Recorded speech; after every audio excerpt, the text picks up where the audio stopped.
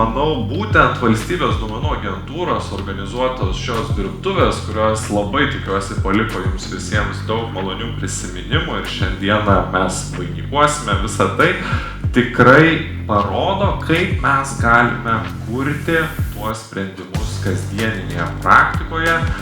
Malonu matyti taip gausiai susirinkusių duomenų fanų ir malonu, jog galime vis pakeisti jau į tradiciją tapusią valstybės duomenų konferenciją.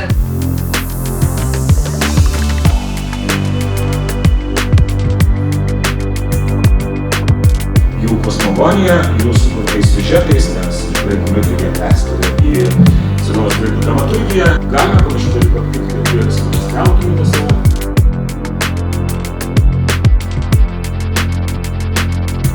Dabar keliaukime prie to, ko mes čia atvykome šiandien, tai yra prie dirbtuvių apžvalgos, prie jūsų žygdarbių, sukurtų sprendimų apžvalgos. Tai viską susumavus, mes geriausiai išrinkom tos iššūkius, juos pamatysit jų konkurentus, nes tai yra puikios idėjos, kurias galima būtų tęsti kitą kartą.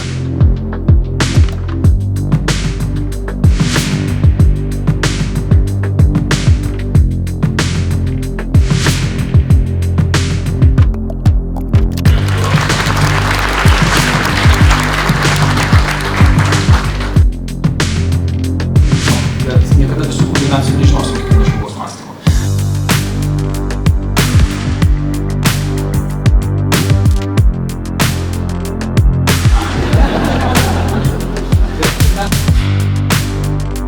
Teisės aktų paieškos, interpretavimo ir sąsajumų nustatymo variklis.